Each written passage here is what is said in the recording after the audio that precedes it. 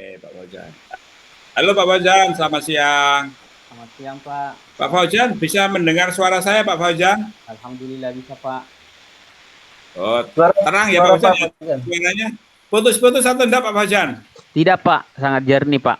Nah, nanti tolong mikrofonnya dipegang Pak Fauzan. Iya, Pak. Ya. Kalau nggak Anda pegang, nggak terdengar itu. Mikrofonnya itu dekatkan dengan mulut ya Pak Fauzan ya. Siap, Nah, Pak. gitu kalau pakai mikrofon ya, gitu. Iya, Pak. Oke Pak Fauzan, Anda saya berikan kesempatan untuk presentasi. Ya, dalam waktu 10 menit, poin-poinnya dipresentasikan mulai dari apa itu KD, lalu IPK, lalu tujuan pembelajaran, terus ke bawah sampai selesai. Tapi tolong tidak dibaca Pak, kalau bisa itu ya saya ini membaca lah. Nanti kalau dibaca nggak cukup Pak, diterangkan, dipresentasikan diterangkan gitu ya Pak ya. Karena Anda kan saya anggap sudah menguasai, mestinya kan sudah punya cara untuk menerangkan ya, sehingga tidak lebih dari 10 menit Pak. Silakan dimulai Pak. Assalamualaikum warahmatullahi wabarakatuh. Waalaikumsalam. Robi Fahli sadari wayasir yang wakil dan yang kamu kauli. Terima kasih kepada kedua bapak penguji yang telah memberikan saya kesempatan untuk mempresentasikan rencana pelaksanaan pembelajaran saya. Untuk rencana pelaksanaan pembelajaran saya, itu dasar penyusunan saya ada di Permendikbud 2022 Pak tentang standar proses pembelajaran Permendikbud 22 tahun 2016.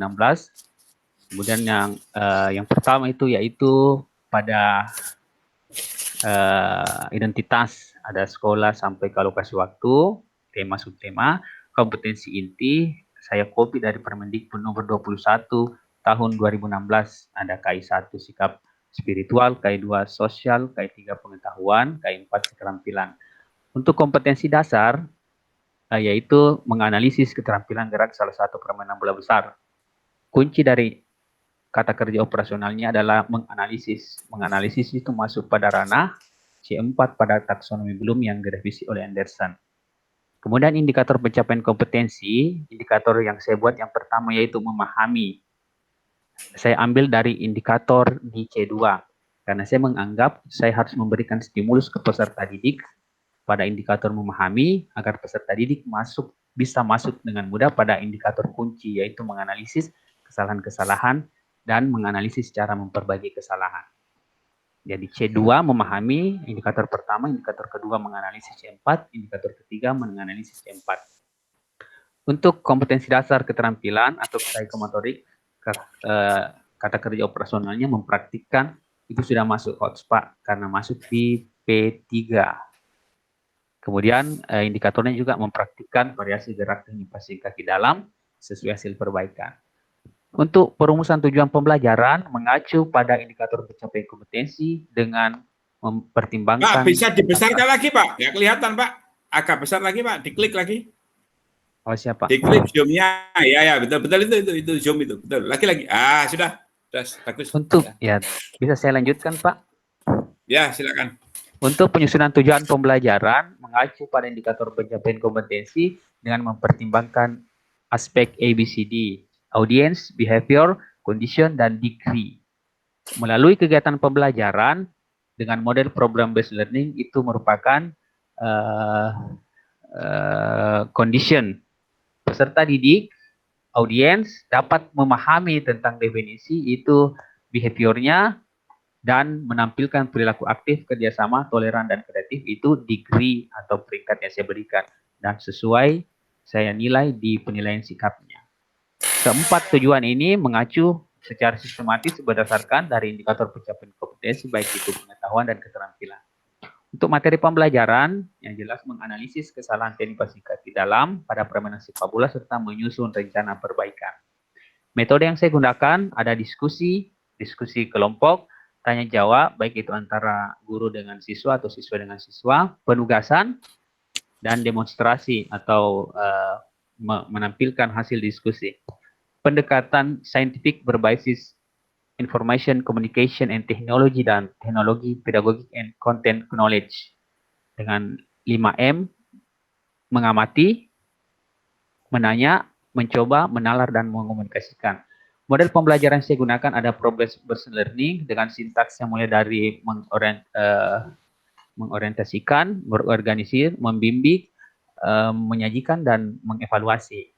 Media yang saya gunakan ada YouTube, Google Meeting untuk melakukan tatap muka, tatap maya, Google Form untuk pengumpulan tugas, WhatsApp untuk pembelajaran asinkronnya, dan Microsoft PowerPoint untuk pemaparan materi.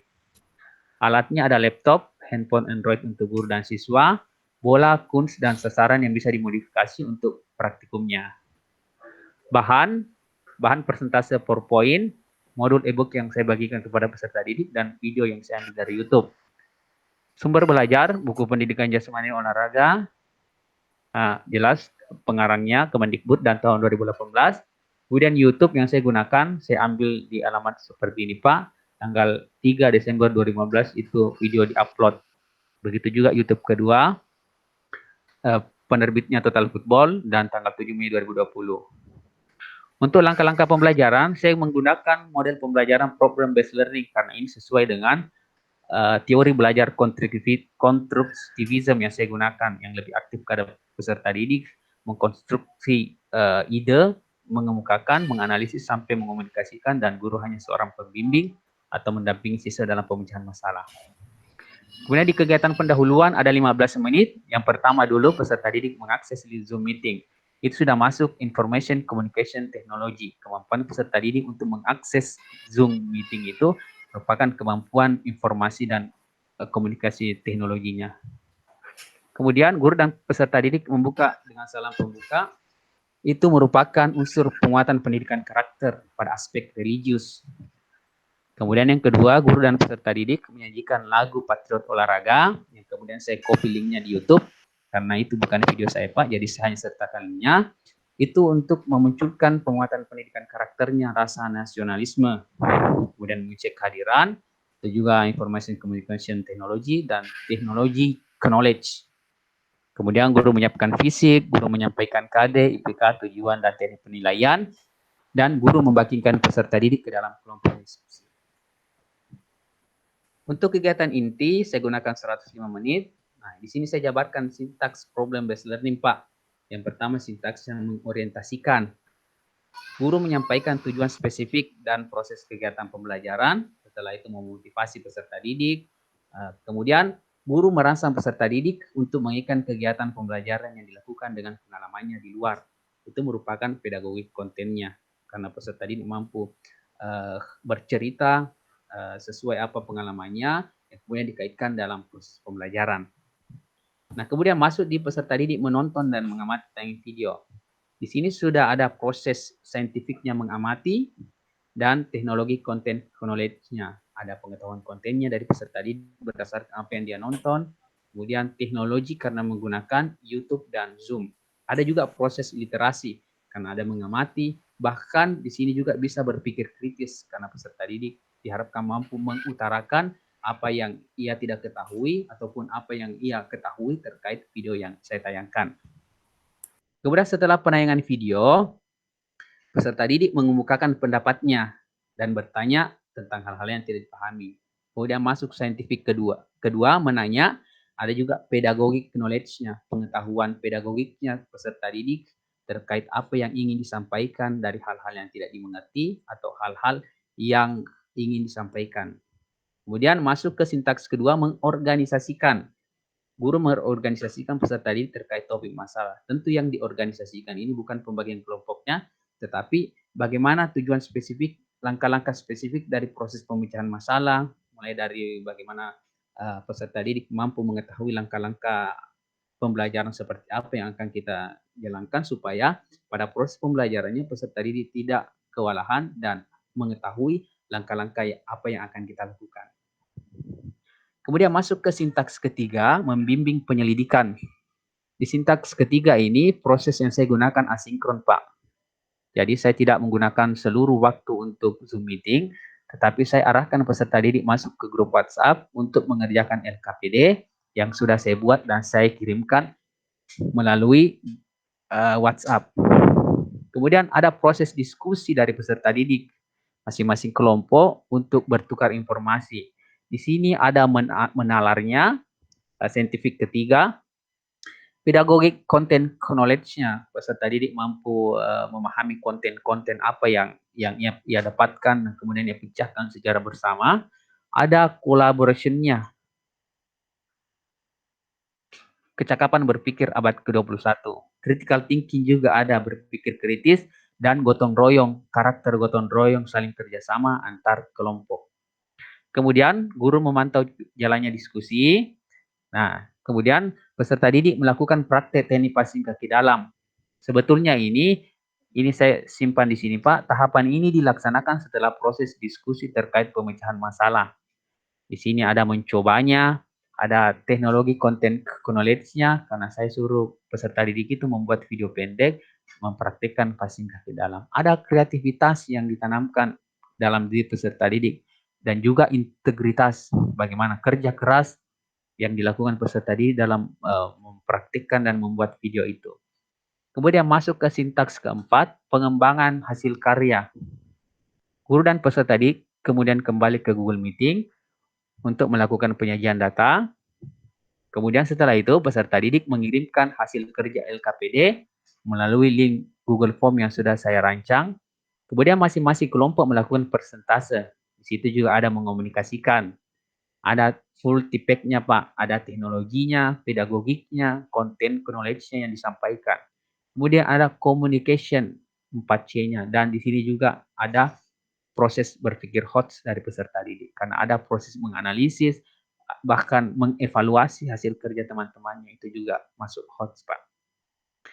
Kemudian peserta didik mengirimkan video praktikumnya. Ini juga saya lakukan setelah proses diskusi. Ada teknologi knowledge-nya, kemampuan peserta didik untuk mengirimkan video ke gurunya, kreativitas juga ada, dan mandiri, karena peserta didik harus mengirimkan secara sendiri. Kemudian di sintaks terakhir, menganalisa dan mengevaluasi proses pemecahan masalah. Jadi peserta didik menganalisis kembali hasil pekerjaannya, lalu membandingkan dengan hasil pekerjaan temannya. Pedagogik content knowledge, berpikir kritisnya karena ada proses membandingkan, dan juga ada HOTS-nya karena membandingkan, ada masuk ke HOTS Pak, kalau saya tidak salah masuk C5, mengevaluasi.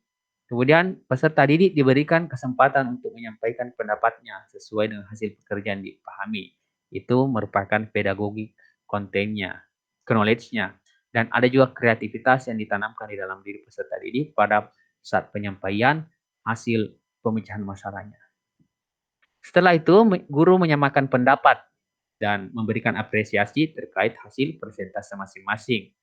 Kemudian guru dan peserta didik meninggalkan ruang Google Meeting secara bersama-sama dan masuk ke grup WhatsApp untuk melaksanakan pembimbingan praktikumnya terkait teknik passing kaki dalamnya. Tapi ini juga dilaksanakan setelah proses diskusi terkait pemecahan masalah pada LKPD. Untuk kegiatan penutup, di sini guru dan peserta didik setelah melakukan passing video kembali lagi ke Google Meeting. Dan ini juga saya kondisikan Pak, kalau misalkan tidak ke Google Meeting bisa menutup pembelajaran melalui WhatsApp.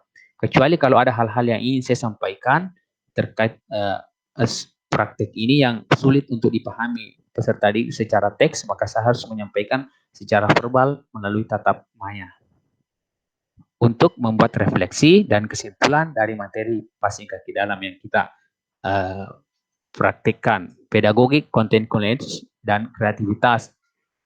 Kemudian menyampaikan rencana tindak lanjut, itu juga penting untuk guru lakukan.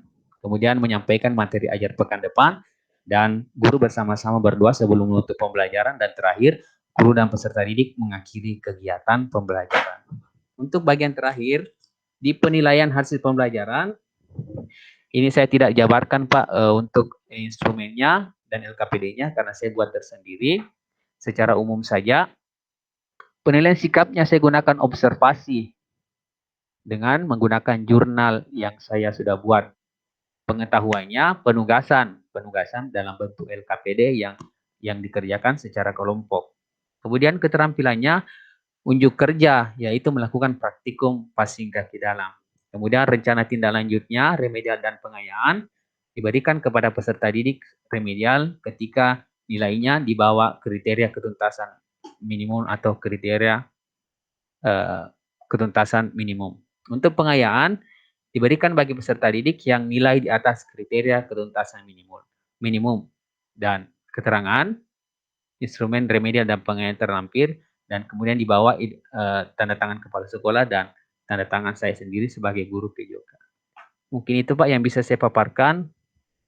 Saya serahkan kembali kepada Bapak penguji. Terima kasih Pak. Wassalamualaikum warahmatullahi wabarakatuh.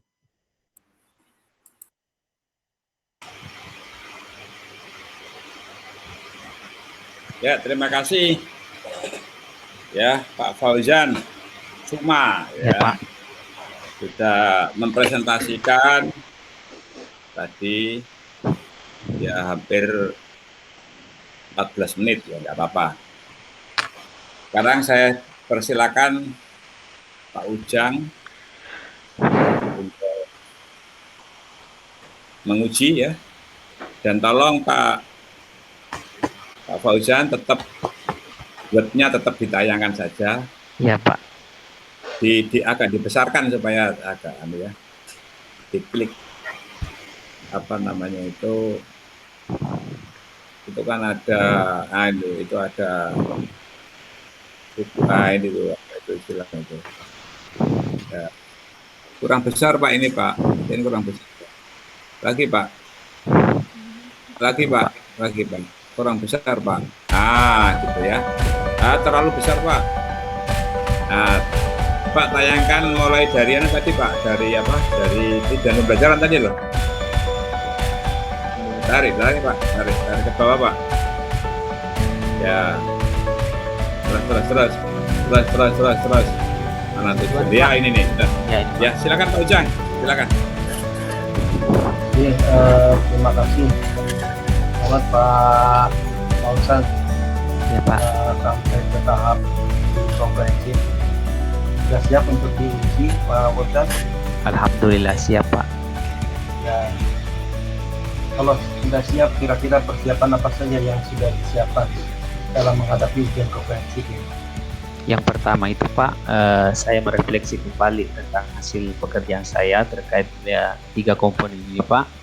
Kemudian mempelajari dengan betul-betul apa kekurangan saya yang telah saya tulis di sini. Kemudian berdoa dan alhamdulillah untuk sekarang saya siap untuk mempertanggungjawabkannya di depan Bapak penguji. Ya, terima kasih. Terkait dengan saya hanya menyampaikan masukan saja dan harus dilengkapi dan direvisi ya masukan ini. Iya Pak. Terkait dengan penomoran di RDP. Coba lihat dari mulai KD. Nah, KD sudah. Di KD itu kan sudah ada ya, di KD kompetensi dasar ada 3.1, 4.1. Nah, mestinya di indikator itu ya nomor sesuai dengan nomor urutnya. Jadi kalau 3.1 di indikator pencapaian atau di IPK-nya 3.1.1, 3.1.2, 3.1.3. Kemudian itu 4.1, 4.1.1.1 kan. Penomoran itu harus konsisten. Kalau ini titik-titik seperti ini tidak beridentitas, artinya tidak terlihat mana urutan-urutan yang ingin dicapai seperti itu. Termasuk juga di tujuan pembelajaran. Coba lihat tujuan pembelajaran sekarang. Itu sudah C, lah itu harusnya kan ada situ, kalau C ya udah C ya ada 1, 2, 3, 4.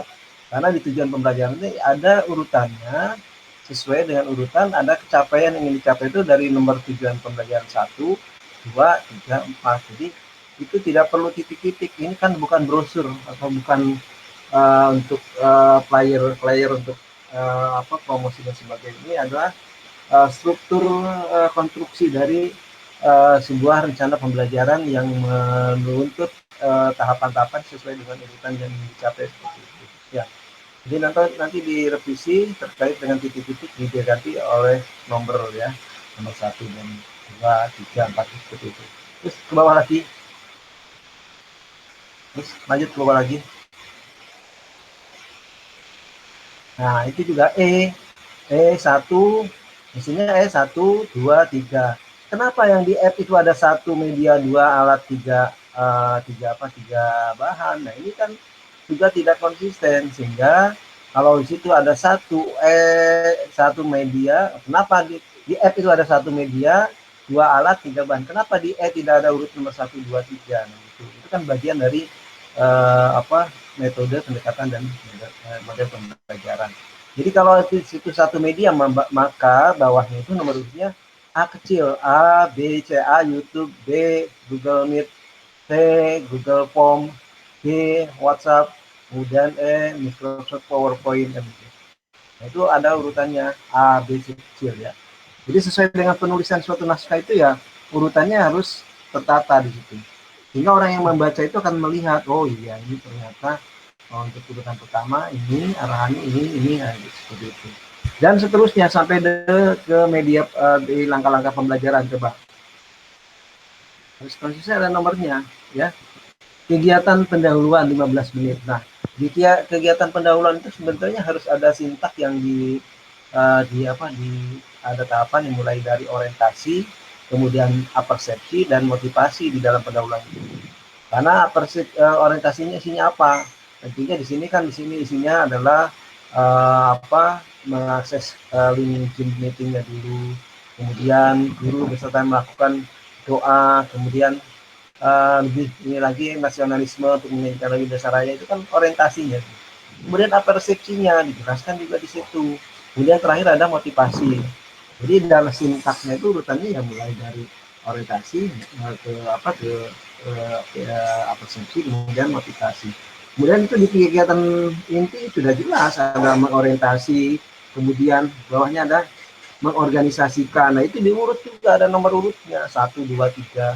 Sehingga kan urutan-urutan itu kan adalah tahapan-tahapan yang harus dilakukan oleh guru dan peserta didik kan begitu ya.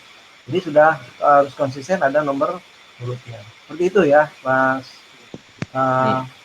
Paujan. Kalau di sana Daeng Paujan ya. Panggilannya Daeng Paujan apa Mas Paujan? Daeng ya. saja Pak. Oh Daeng saja, Daeng Paujan ya. Itu ya. Jadi seperti itu harus konsisten dengan karena nomor urut itu adalah bagian dari tahapan-tahapan yang harus dilakukan oleh guru dan peserta didik gitu ya. Itu iya, Pak. Kembalikan lagi ke atas Daeng Paujan.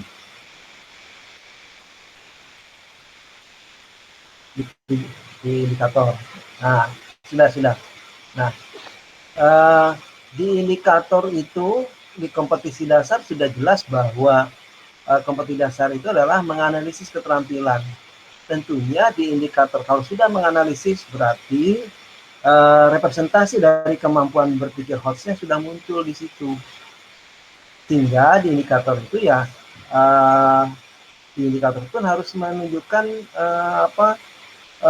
representasi dari kemampuan berpikir hostnya. Di sini kan memahami itu udah masuk ke hot apa masih di load kan gitu. Itu pertanyaan yang harus tidak perlu dijawab tapi perlu dijabarkan nanti, perlu dilihat.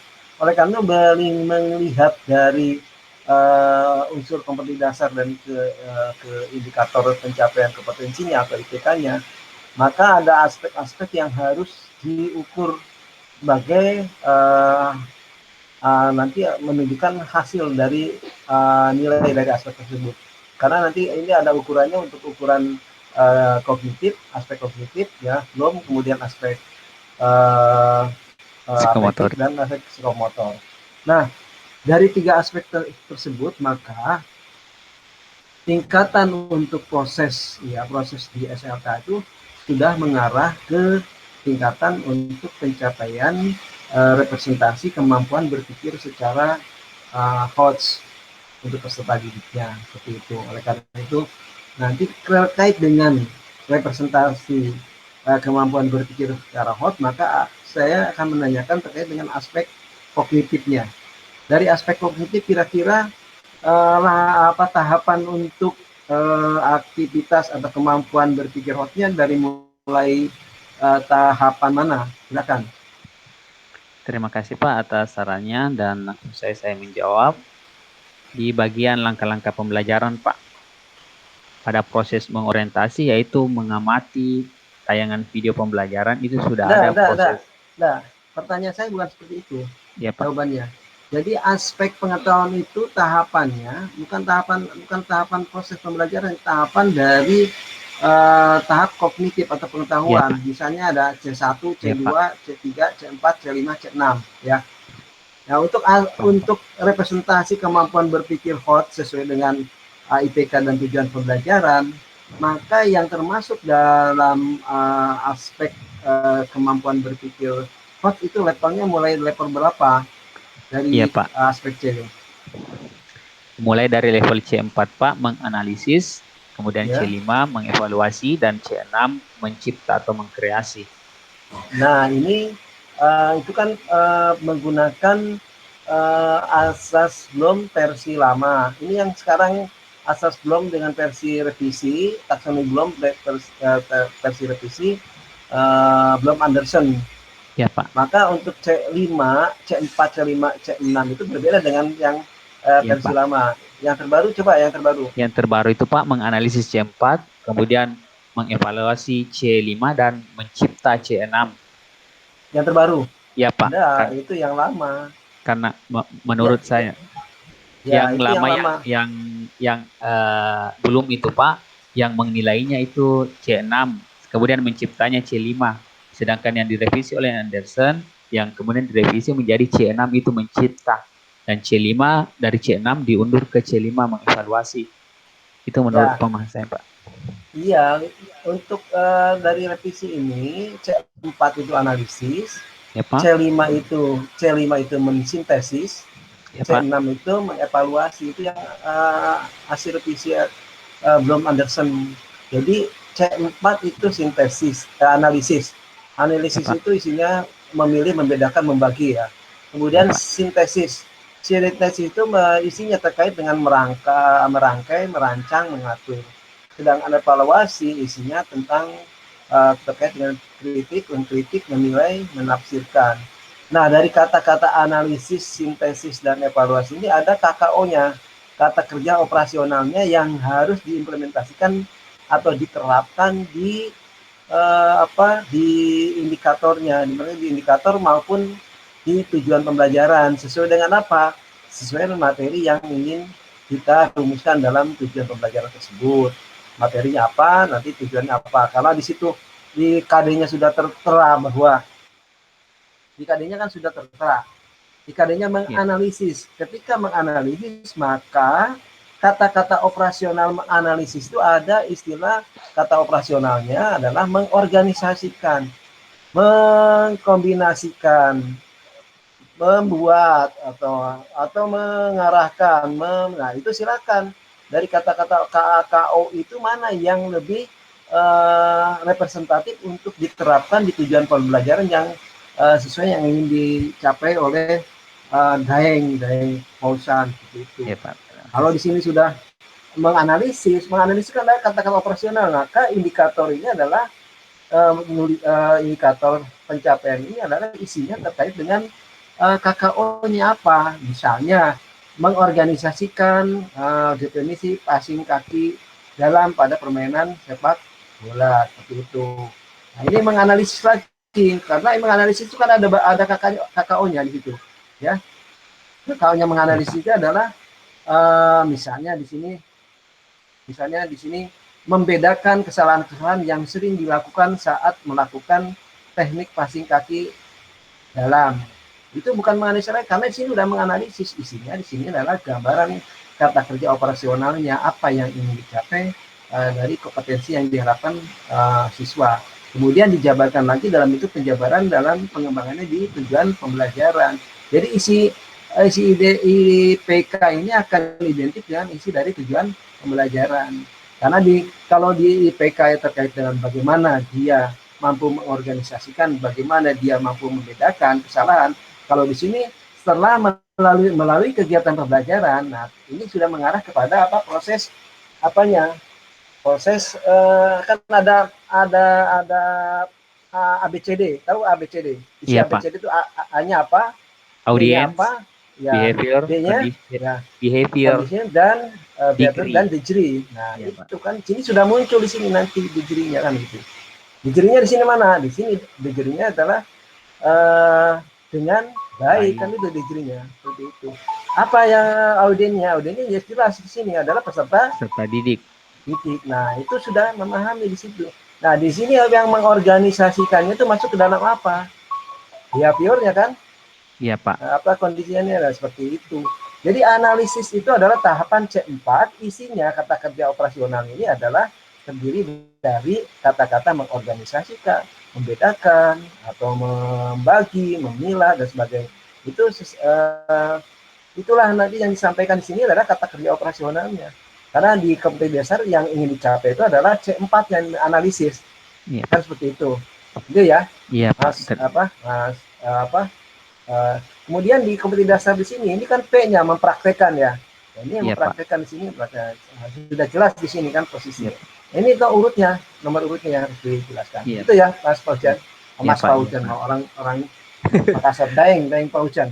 Ya. Iya, Pak. Iya, Pak. Sehingga antara indikator pencapaian di kompetensi dengan tujuan pembelajaran itu sudah identik tahapan pengembangannya seperti itu ya. Iya, Pak. Itu ya. Iya, Nah, Pak. itu Iya, yang Pak. perlu saya sampaikan.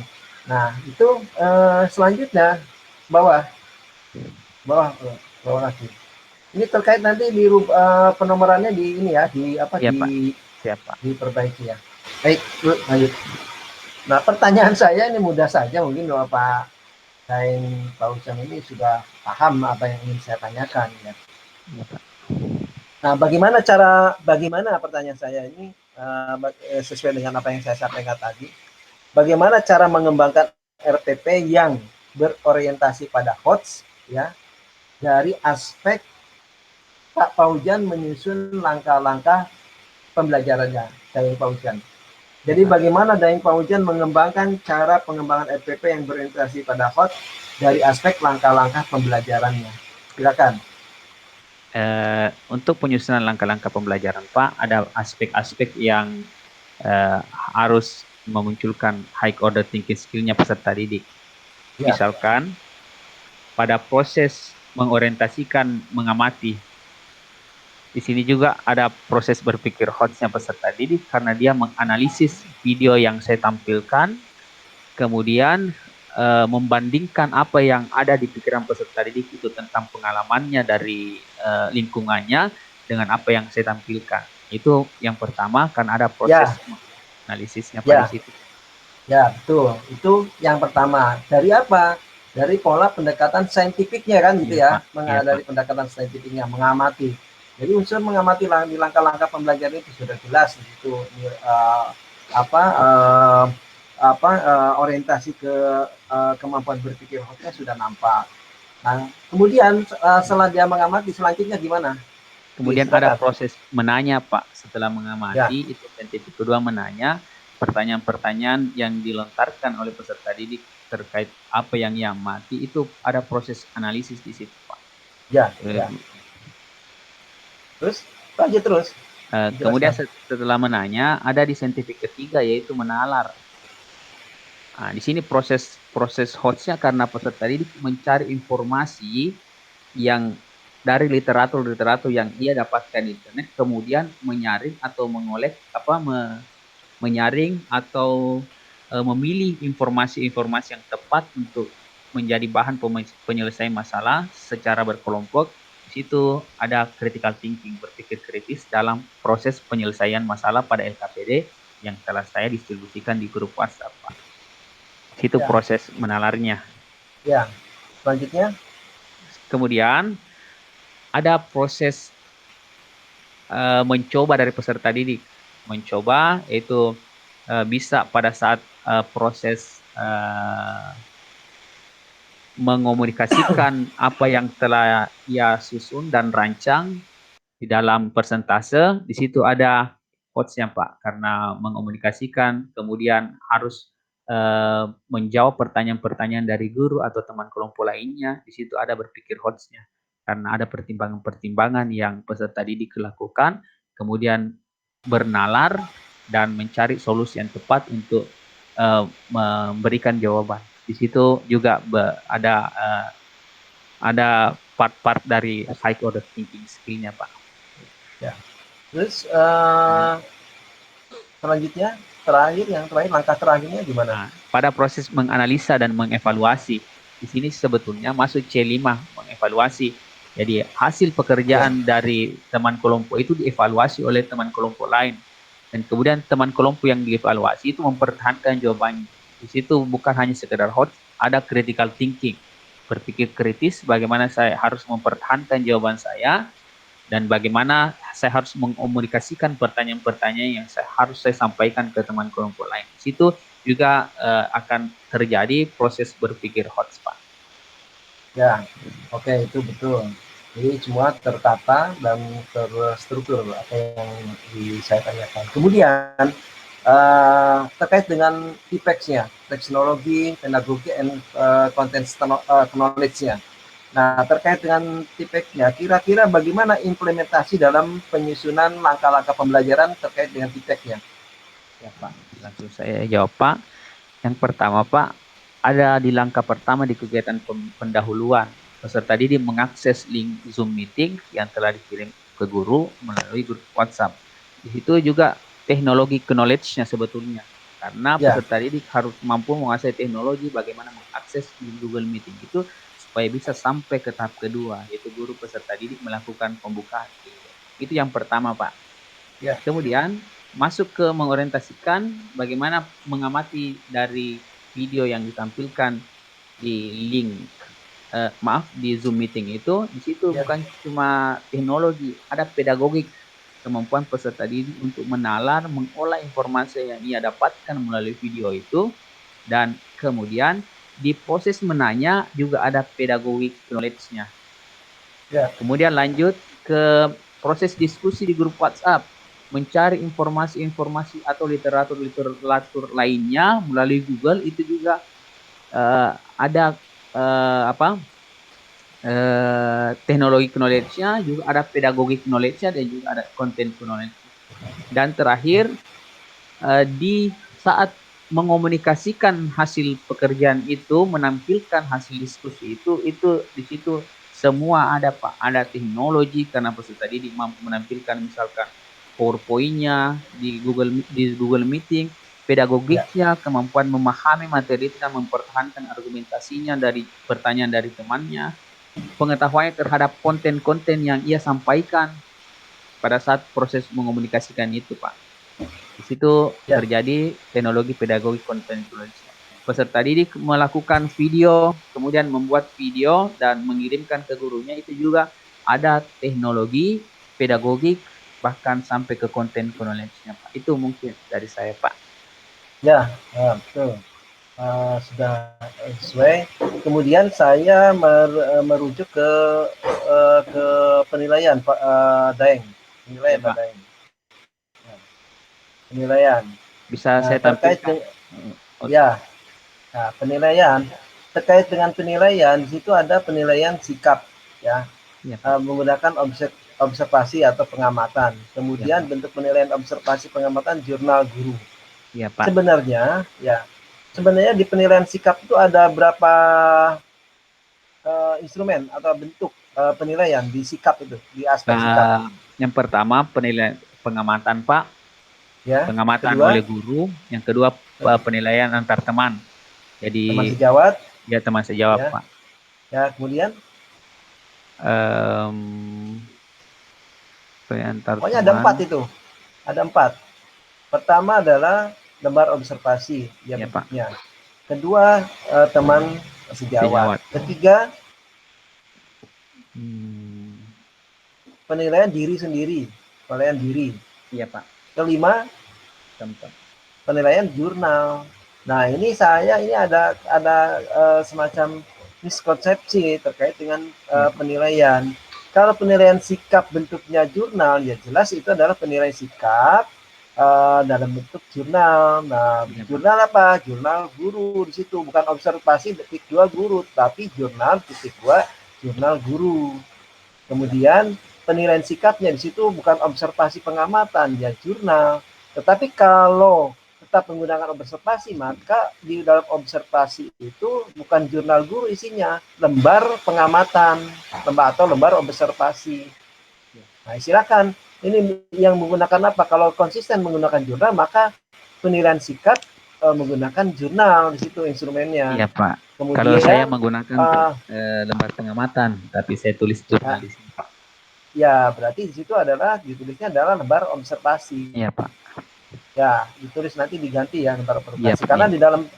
di dalam proses penilaian itu untuk penilaian sikap itu ada 4, yaitu pertama menggunakan lembar observasi atau pengamatan, kemudian penilaian teman sejawat, penilaian diri, dan penilaian melalui jurnal. Sedangkan untuk pengetahuan ada berapa bentuk penilaian? Satu, ada tes tertulis, ya, ada tes lisan, ada penugasan yang sifatnya kelompok Pak. Ya, penugasan. Ini sesuai sudah, karena penilaian pengetahuan penugasan dan bentuk penilaiannya penugasan dalam bentuk lembar kerja peserta didik sudah. Pak. Betul. Kemudian penilaian keterampilan ada berapa? Ada 4 Pak. Ada praktikum, ada portofolio, produk, dan proyek. Ya, jadi ada penilaian unjuk kerja dalam kurung praktikum ya, unjuk kerja, praktikum. Kemudian ada penilaian proyek, ada penilaian portofolio, dan produk. Gitu. Ya, produk kita. Nah, ini sudah sesuai. Jadi yang tidak saya terjadi miskonsepsi itu adalah terkait dengan observasi. Kenapa di situ jurnal bukan lembar observasi? Ya, sudah ada perbedaan proses ya antara jurnal dengan observasi. Karena di dalam penilaian sikap itu ada diantaranya ada penilaian melalui jurnal. Ya, tolong ini nanti diperbaiki. Ya, seperti itu. Saya rasa itu Pak Pauja, Daeng Pak Hujan.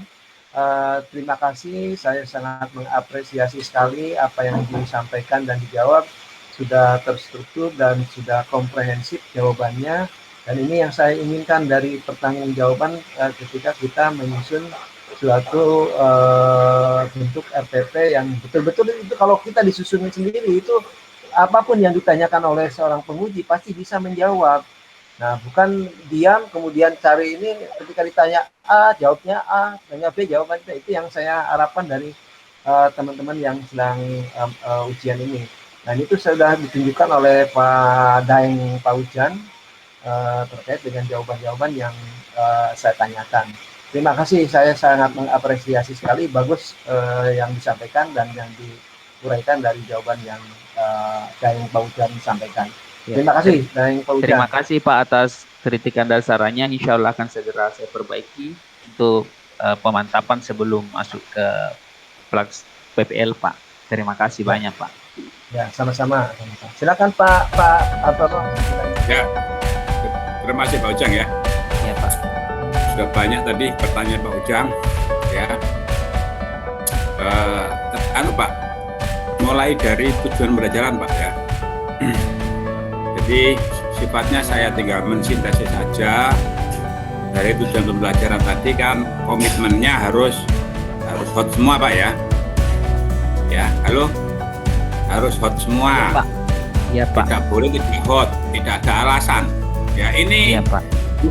Guru SMP apa SMA Pak? Guru SMA Pak. Ya Pak Fauzan SMA kan. Jadi semuanya harus hot ya. Pokoknya sekarang itu standarnya begitu.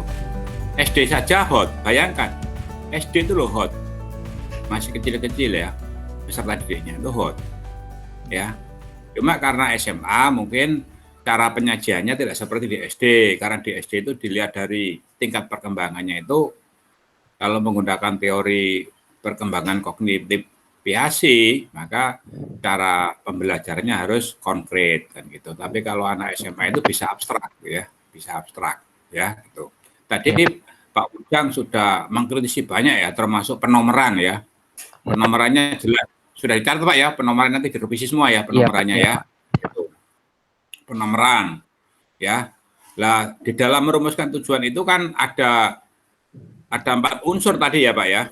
Iya. Ada unsur A, B, C, D ya toh.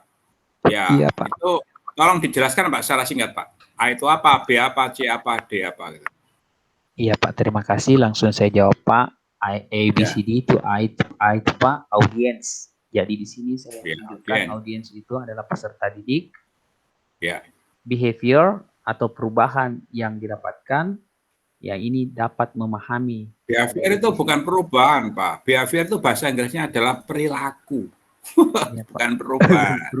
Perubahan Jadi perilaku. jangan diganti perubahan. Behavior Iya, itu Pak. perilaku manusia itu behavior. Coba dibuka di kamus lah perilaku.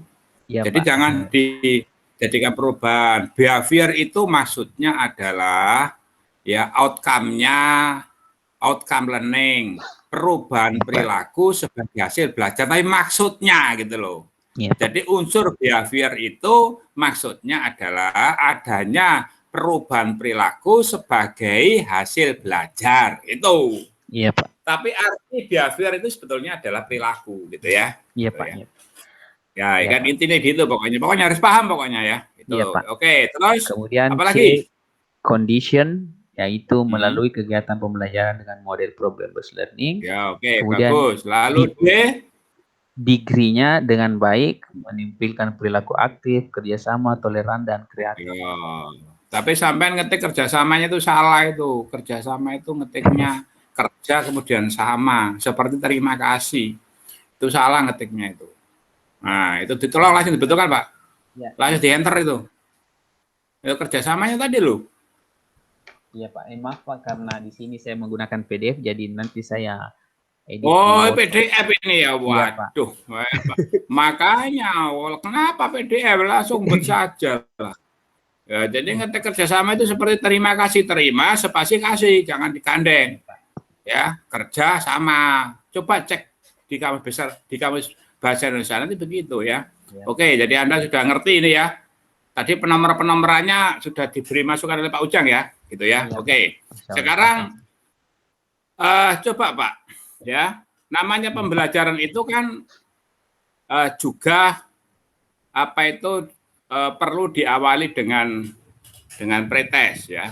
Ya, Pak. Apa yang Anda ketahui tentang pretest, Pak? Dan tolong dibuka tahapan pembelajaran, dinaikkan. Coba dinaikkan. Ya, nah, coba ya sudah itu saja ya. Langkah-langkah ya, oke. Apa yang Anda ketahui tentang pretest dan untuk apa pretest itu diadakan? Pretest adalah untuk menyamakan persepsi awal peserta didik sebelum masuk ke materi pembahasan materi inti, Pak. Wah, Jadi kalau menyamakan persepsi gak benar itu, gak ada pretest untuk menyamakan persepsi itu. Untuk mengetahui kemampuan awal peserta didik. Nah, itu. Kalau menyamakan persepsi ya FGD, Pak. Orientasi pengenalan, penyamaan persepsi, ya. Itu. Jadi kalau pretest itu dimaksudkan untuk mengetahui kemampuan awal peserta didik. Mengetahui intelligent behavior, kemampuan awal peserta didik terhadap konten. Konten itu ya pokok bahasan, subpokok bahasan yang akan dibelajarkan kepada peserta didik. Mengapa kok menggunakan istilah dibelajarkan? Karena pembelajaran era sekarang abad 21 itu adalah berfokus pada student centered learning ya. Apa Pak yang Anda ketahui tentang student centered learning? Student centered learning pembelajaran yang berpusat pada peserta didik. Ya, contohnya apa Pak? Kalau terkait dengan RPP di sini, contohnya apa? Contohnya apa? Student centered learning yang terkait di RPP sini. Pokoknya barangnya ada di sini, di RPP sini. Apa contohnya? Pada proses diskusi, memecahkan masalah yang telah sebelumnya disediakan dalam bentuk LKPD. Dan proses mencari kalau ditarik ke suatu model namanya apa? Model pembelajaran. Pak. Ah, gitu. Problem based learning, project based learning itu adalah bukti bahwa student centered learning, karena belajar itu berpusat pada siswa, bukan berpusat pada teacher, pada guru. Kalau berpusat pada guru, gurunya ceramah toh, siswanya mendengarkan saja. Nanti akhirnya siswanya pasif. Padahal anak-anak itu perlu dilatih untuk berkreatif, ya anak-anak itu. Dilatih untuk menanya, dilatih untuk merespon, kan gitu. Dilatih untuk menggagas, kan gitu ya toh. Iya, Pak. Dan supaya anak itu berani berpendapat, itu yang penting. Jadi juga melatih emosi, keberanian berpendapat. Lah keberanian berpendapat itu ranahnya sikap gitu ya. Orang itu kalau tidak berani kan diam meskipun ngerti, ya kan? Iya. Meskipun tahu, tapi kalau nggak berani diam kan? Iya, Pak. Iya kan? Nah, diam. Jadi diam itu belum tentu ngerti dan juga belum tentu tidak ngerti gitu loh. Bisa ngerti, bisa tidak ngerti. Iya. Lah itu. Lah oleh karena itu harus dilengkapi dengan sikap berani tadi. Kalau Iya. dia punya sikap berani, maka bila dia tidak ngerti, bertanya. Ya tahu kan gitu. Iya. Tapi kalau dia mengerti, merespon. Memberikan jawaban atas pertanyaan guru, pertanyaan temannya. Kalau gurunya demokrasi. Demokrasi itu memberikan peluang yang besar kepada siswanya untuk sharing. Berarti tadi kembali ke student centered learning, kan gitu ya? Iya, Pak. Gitu, ya. Coba tunjukkan Pak, tempatnya pretest di mana Pak di tahapan pembelajaran tuh? Tunjukkan. Tunjukkan. Tempatnya pretest di mana coba? Di pendahuluan atau di mana ya? Dimasukkan pendahuluan atau dimasukkan inti? Coba mana ada tulisan guru memberikan pretest? Nggak ada kan? Iya, belum Pak, tidak ada saya catat. Lah, saya nggak tahu kenapa kok tidak ada. Kok dan itu semuanya ya? Iya. Kok semuanya gitu. Lah ini kok tidak ada. Dan ini semua satu kelompok, nggak ada semua. Jadi gitu, padahal pretest itu hukumnya adalah wajib. Makanya dalam lembar pengamatan simulasi peer teaching ada kriteria pretest dan posttest masuk sebagai salah satu unsur yang dinilai kan gitu. Iya, Pak. Kalau tidak ada pretest dan posttest berarti skalanya 1. 1 itu kan mengurangi temannya. Bayangkan kalau katakanlah semuanya 25 ya toh, lainnya dapat 4 kali 24. Kan gitu ya? Iya, Pak. Ya toh? 4 Iya, kali 24. Berarti 4 kali 24 itu berapa ya? 4 kali 24 itu. Kalau 25 kali 4 kan 100, berarti 90 berapa? 96 ya? Iya, Pak. 96. Nah, sekarang 96 ya. Yang satu tadi skalanya 1, berarti 96 dikurangi 1. Dikurangi berapa? Dikurangi 4, peluangnya 4. Iya, Pak. Dikurangi 4 kan menjadi 92. 92 kan berkurang gitu loh. Iya, Pak. Karena tidak ada. Apalagi kalau pretest dan posttest dipecah menjadi 2. Tambah kurangnya 2 kali lipat gitu loh. Iya, Pak. Jadi namanya pendekatan interaksional itu pentingnya pretest. Meskipun diberikan secara lisan, tapi itu harus mengacu kepada instrumen pretest. Karena pretest itu digunakan untuk mengetahui kemampuan awal. Logikanya kalau anak-anak itu sudah paham pada bagian A, B, C, D, E, ya ini nggak perlu diulang-ulangi lagi, nanti menjadi jenuh. Ya tinggal dilanjutkan E, F, G kan, yang belum, gitu loh logikanya seperti gitu. Nah ini tidak ada ini Pak, ini harus direvisi nih. Terus tunjukkan tentang posttest coba, tunjukkan tentang posttest. Mana posttest taruh di mana coba, angkat. Tunggu Pak, saya cari dulu. Angkat. Ya terus posttestnya di mana coba? Terus posttestnya itu di penutup mestinya itu. Mana itu? Pada didik mengirimkan hasil kerja.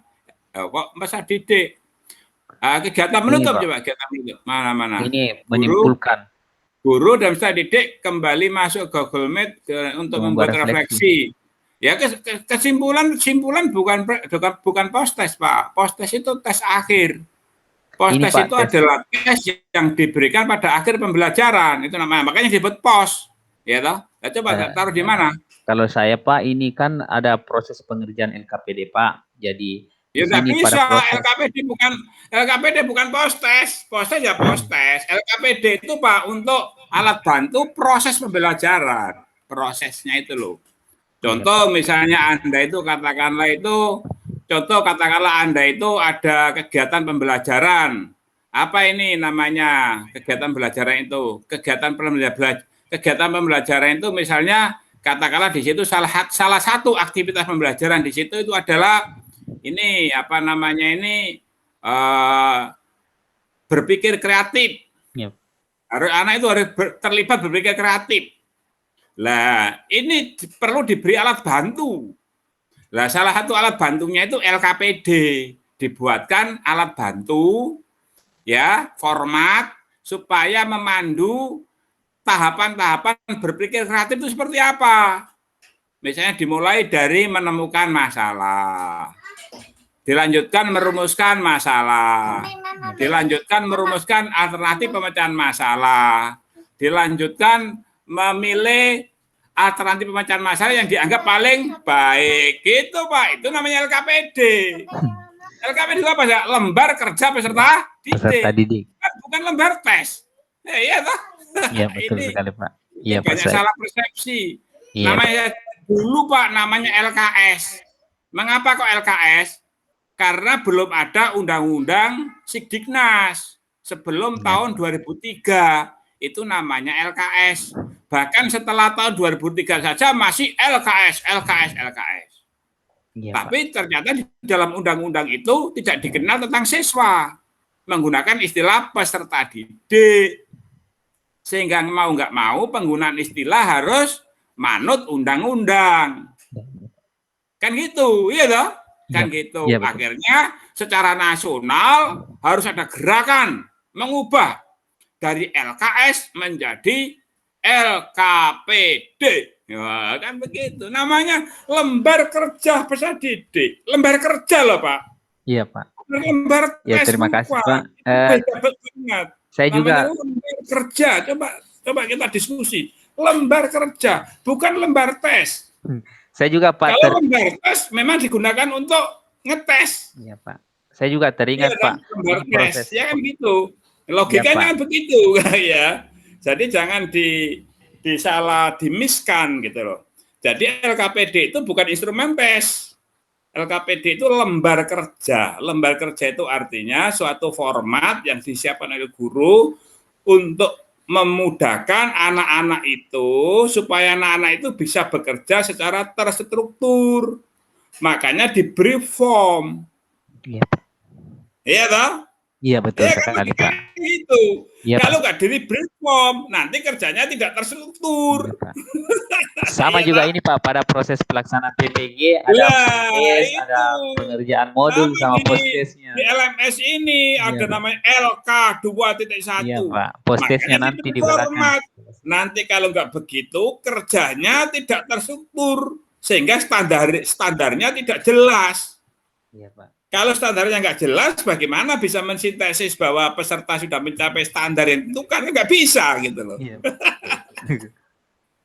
Itu Pak logikanya. Jadi jangan dibuat miss gitu loh. Namanya LKPD itu bukan tes. Nggak ada Pak orang tes pakai LKPD itu Pak. Nggak ada itu.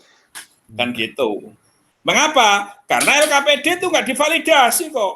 Tes itu loh Pak divalidasi. Apa sih syaratnya tes Pak? Menurut ilmu psikometri, coba syaratnya tes itu apa? Persyaratan tes yang baik itu apa? Menurut ilmu psikometri, divalidasi, alat ukurnya harus tepat, juga reliable. Jadi tes itu Pak, itu harus divalidasi, dihitung validitasnya, dihitung reliabilitasnya, dihitung tingkat kesukarannya, dihitung daya bedanya, iya kan? Iya Pak, betul sekali. Itu harus divalidasi. Meskipun cara memvalidasinya adalah menggunakan produk content validasi, validity, validitas isi, dimulai dari menyiapkan draft, ya, kemudian uji ahli, revisi, kan gitu ya toh?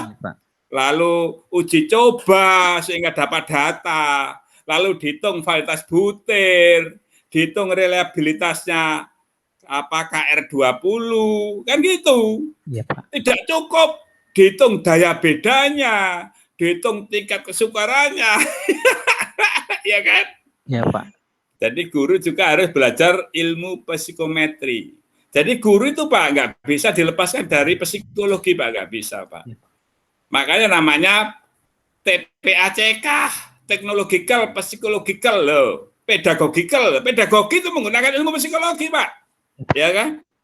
Kan gitu. Coba Anda mendidik lah menggunakan ilmu psikologi. wah ini anak-anak ini cemas ini, maka perlu cara belajarnya yang menyenangkan. Nah, kan bisa kali gitu. Iya, Pak? Iya, betul sekali. Nah, gitu. Jadi seperti itu ya, logikanya seperti itu. Sehingga untuk mengukur ranah kognitif dengan tes. Pasti itu, tes. Iya. Cuma caranya bisa tes lisan, bisa tes tertulis. Iya. Tapi kalau katakanlah itu post tes dengan lesan, gimana dokumentasinya? Post tes itu betul-betul digunakan untuk mengukur kecapaian tujuan pembelajaran kok. Iya kan? Iya, betul. Apa ingat kalau secara lesan tuh gurunya itu nyantol di memori selama-lamanya, saya nggak yakin saya. Bisa lupa, Pak. Gitu. Makanya ada dokumen tertulis gitu loh.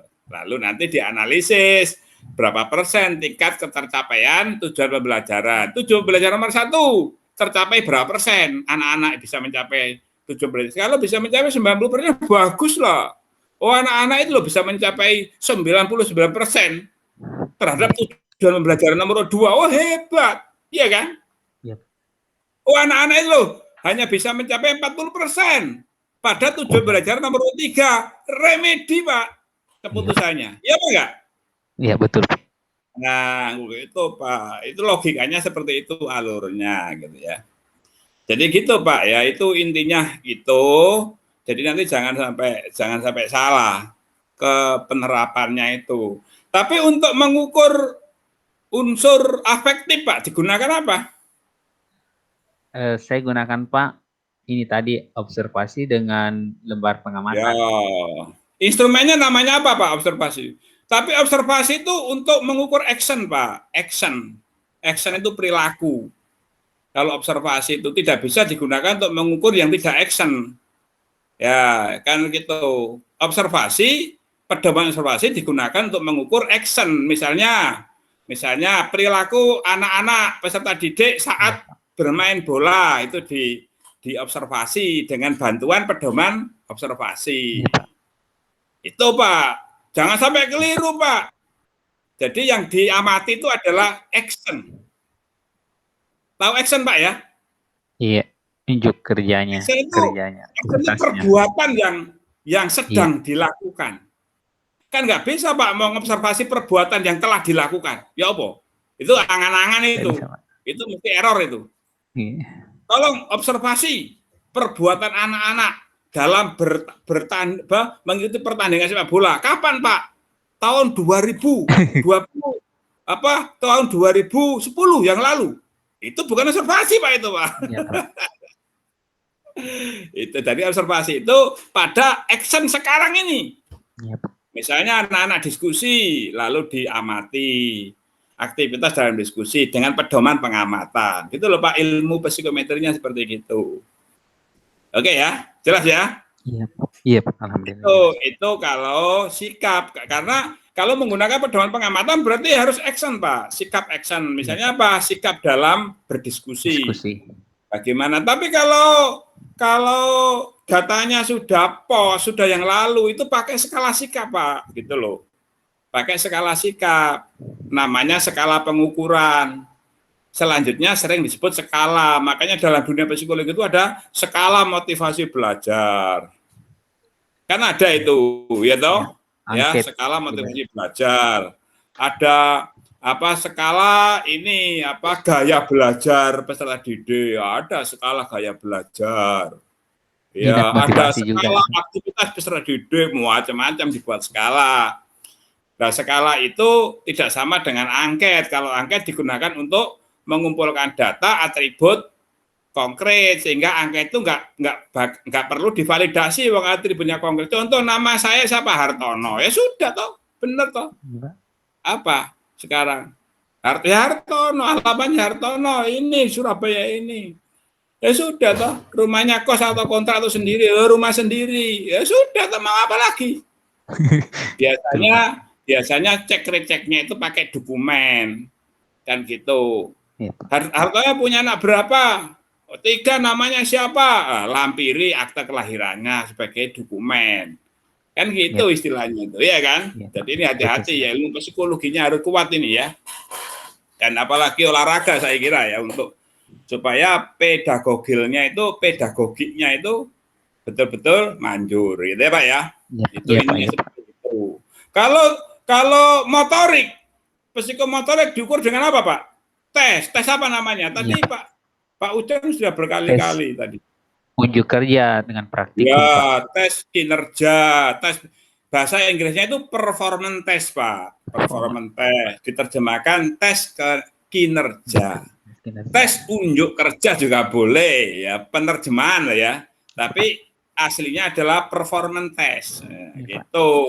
Jadi performance test itu ada lembar tesnya berupa perintah yang harus disampaikan kepada anak-anak untuk dilakukan. Lalu ada rubriknya untuk menilai tadi, menyekor tadi butuh rubrik. Lah supaya bisa dinilai butuh kriteria. Kan gitu. Ya. Butuh makanya mengukur dan menilai itu beda. Kalau menilai itu adalah menggunakan hasil ukuran ya dikenakan pada kriteria. Oh hasil ukurannya 80%, kriterianya sangat baik, ya kan gitu. Itu kan menggunakan statistika deskriptif, ya kan. Namanya kelas interval, ya toh. Sekian sampai sekian kategori apa, sekian sampai sekian kategori apa, sekian sampai sekian itu pelajaran statistika. Jadi itu Pak, tolong nanti di dokumennya ditulis yang ngetiknya yang bagus. Iya Pak. Tidak ada nomor-nomor itu titik tebal nggak ada, ya. Dan semuanya harus hot, ya. Ini semuanya harus hot. Ini tadi kan ternyata kan tidak semuanya hot, Pak ya. Iya, apa semua hot itu? Ada satu yang tidak. Dan ngetiknya harus benar. PowerPoint ya PowerPoint ngetiknya. Mereknya P besar itu merek kok. Kalau kurang jelas dibuka di Google, Pak. Iya, Pak. PowerPoint itu tulisannya seperti apa? WhatsApp itu tulisannya seperti apa? Itu di Google, Pak, itu merek, Pak. Harus manut sesuai gitu. Sharp itu tulisannya seperti apa? Toshiba itu seperti apa? Misalnya TV Toshiba kan alat. Iya, Pak. Masuk ngetiknya diawur, ya toh? Ya toh? Misalnya TV TV Samsung kan merek, ngetiknya kan harus manut. Gimana ejaannya Samsung? Ya manut itu merek kok. Itu saja sudah terdaftar ya, sudah punya hak paten itu perusahaannya yang mau punya merek gitu. Kayak sembarangan ya, artinya dilindungi oleh hukum gitu loh. Iya. Ya seperti gitu Pak ya, ngetik titik 2 juga harus betul, ejaannya harus dipelajari. Tadi saya melihat Anda coba ngetik, tadi saya tulis. Ya kerjasama tadi ngetiknya salah gitu ya. Iya. Ya. Tanda penghubung, tanda pisah itu harus dipelajari karena tanda penghubung dan tanda pisah itu beda. Kesimpulannya perlu belajar. Lalu perangkat pembelajarannya itu mau nggak mau, suka nggak suka ya harus diperbaiki. Iya, insya Allah. Ya, Pak. Sehingga nanti siap PPL. Karena setelah ini kan PPL Pak. Iya, Pak. Ya. Mungkin sampai 1 bulan atau berapa lokasi waktunya itu. Yep. Nanti setelah PPL kan ujian kinerja. Setelah itu uji kompetensi urut-urutannya itu. Yep. Nah, untuk menjadikan guru profesional itu melalui tahapan-tahapan yang baku. Dan tahapan-tahapan itu diatur dalam peraturan menteri. Karena standar pendidikan guru itu diatur dalam peraturan menteri gitu loh Pak. Iya kan? Kan yep. Gitu intinya. Oke ya Pak. Pak Ujang, sukses. Silakan ditutup. Lalu nanti tolong panggilkan Pak Iwayan Kusuma ya. Silakan Pak, tutup Pak. Terima kasih. Pak sebelumnya Pak, terima kasih banyak arahan masukannya dan inspirasi saran saya perbaiki. Dan sekali lagi saya mengucapkan terima kasih kepada Bapak. Pak, saya akhiri dengan ucapan Bismillah. Wassalamualaikum warahmatullahi wabarakatuh. Waalaikumsalam warahmatullahi wabarakatuh. Dan tolong dipanggilkan Pak Iwayan ya. Terima kasih.